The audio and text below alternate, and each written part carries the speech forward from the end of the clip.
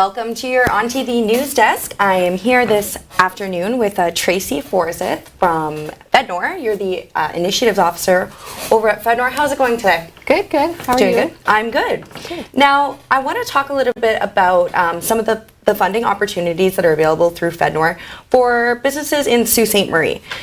So I was wondering if you could tell us kind of what resources are here in the Sault. Well, FedNor's support toward business and organizations in Northern Ontario has been indirect and direct. We have two programs, the Northern Ontario Development Program and the Community Futures Program.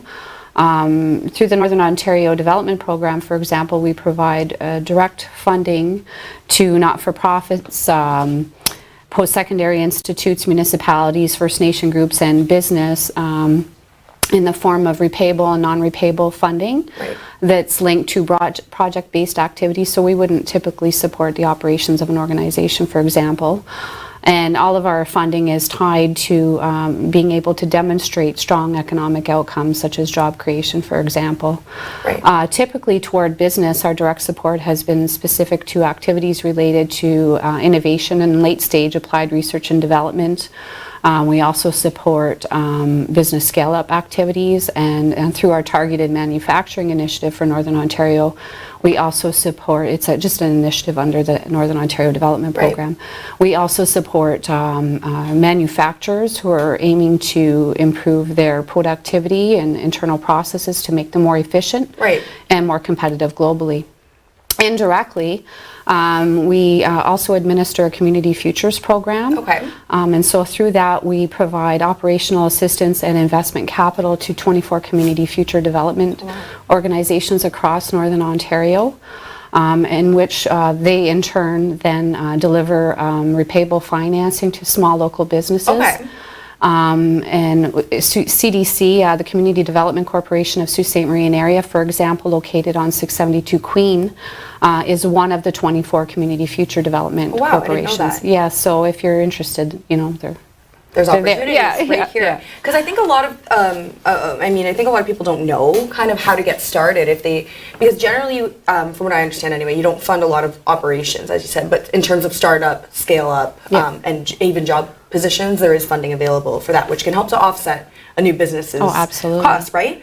So I wanted to talk then a little bit more about job positions. Do you gear it specifically to youth, or is it just kind of there's something for, you know, a variety?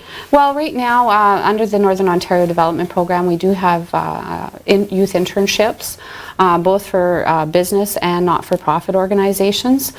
For not-for-profits, they could access, if they develop a project that has specific project-based activity and they require a youth intern or a youth to complete that activity, for example, we could provide some support, funding support for the salary and benefits of that intern, up to 90% toward the cost for the 12-month period of the internship or whatever the period is.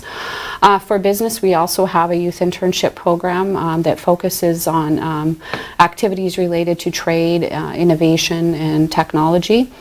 Right now, the Community Development Corporation in Sault Ste. Marie area is administering that project on our behalf because of their strong linkages with the businesses in the area, and so are the other CFTCs across Ontario. So through their program, or through that program, which is the FedNor program, businesses could access up to 50% in funding toward the salary and benefit costs and employee expenses, as well business and professional skills development and travel associated with that. So the maximum amount under both the not-for-profit and the business one is $31,500. That's our 90%. So, you know, if it's 50%, then a business, for example, would have to kick in would be a $63,000 project. They have to make an investment in it as well. Exactly. So it supports both non-profit organizations as well as for-profit businesses.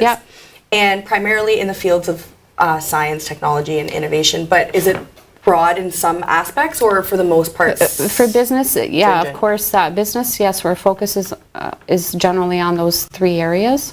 Of course, we understand there's been some challenges in Northern Ontario in finding those companies that are doing that activity, but we've had some good uptake. So That's what we're offering right now. And I mean, those are kind of the fields of the future, right? Well, so it is exactly. really thinking progressively. Well, and of course, everything that we do under our program aligns under the Government of Canada's Innovation and Skills Plan of people, technology, and companies. And then, of course, we have our prosperity and growth strategy for Northern Ontario. So our efforts are always strongly aligned with the Government of Canada's focus, right? That makes sense. Now, we're going to take a short break, and then I will be right back with Tracey, and I have a couple more questions for her about what specifically the resources are that are available here in Sault Ste. Marie. Stay tuned.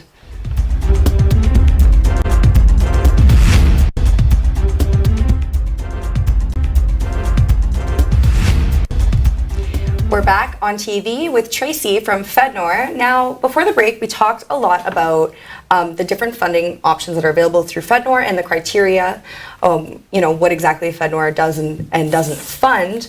But I wanted to kind of localize it a little bit more now and ask you what resources are available specifically in the Sault. Now, FedNor has an office here. Yes. So how would if someone wasn't sure how to get started, how would you recommend they go about the process? First of all, if you're a new applicant to FedNor, I'd highly recommend that you contact one of the officers, such as me. I could be reached at 941-2070 directly. Or my colleague Pam McRae, who's also in the Sault office, and her number is 941-2075, and talk to us about your project idea first so that we can determine its fit under our Northern Ontario Development Program and help you through that process because we do have a rigorous online application process. So rather than going forward and trying to make a submission under our online process, it's best to kind of work through your ideas just before you waste your efforts on that. Oh yeah, absolutely. Talking with an officer who kind of knows the ins and outs of the system. Exactly. What are some of the most common questions that you hear when you're talking to someone who's first getting into the applying for funding?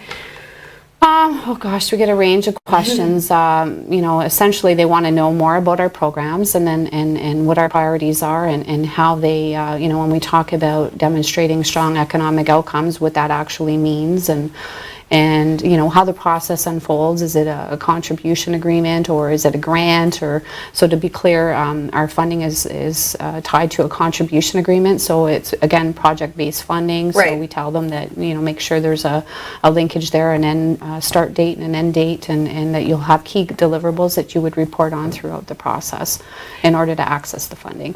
And what are some of the projects that people might be familiar with that FedNor has assisted to fund him? Not just in Sault Ste. Marie maybe, but in Northern Ontario. Well, I'm going to stick with some local projects that I'm aware of. Sault College's robotics lab is a good example. So we provided some assistance to support the purchase of some equipment for the lab. And it's pretty high tech. Yeah, it's awesome. Also, we've supported the City of Sault Ste. Marie's downtown revitalization efforts throughout the years. Recently, we just announced a project, Future Sault Ste. Marie, with the City of Sault Ste. Marie to help them to plan out their diversification efforts. We also support the Sault Ste. Marie Innovation Center. You guys probably work hand in hand pretty often. Yeah, they deliver quite a few projects on our behalf specific to business. I'll give them a plug as well because this is important for local business. They have the Broadband for E-Business and Marketing program called BEAM, the short of it. They provide some small pockets of fund to local businesses to help them, develop a website or get them. Presence. Yeah, exactly. And then they also deliver a small innovation accelerator program specific to companies that are looking for a little fund to help them through the innovation process to commercialize. And then we have the SNAP program, I'm going to forget the acronym for that. It's the Sustainable New Agri-Food Productivity Program, SNAP. Oh, you got it. And it provides small pockets of funding to agri-food businesses in the area as well. Well, so it sounds like it's provided a lot of support to our local community, but also that despite there being science, technology, innovation, that's still a pretty broad range of you have from robotics to downtown revitalization are two very different things, right? Definitely. So for people that are thinking maybe they don't qualify, it sounds like it'd still be worth it to give you a call and absolutely. find out, right? Absolutely. I encourage it for sure. Yeah. Great. So that's all the time we have today, Tracey, but I want to thank you for coming in and sharing some insights with us on FedNor. Now, if you have any questions, Tracey gave her number. Don't forget to give her a call, or you can visit FedNor online, FedNor.gc.ca. Yeah. And all of the information and applications are on there as well. Stay tuned for more news coming up on TV after this.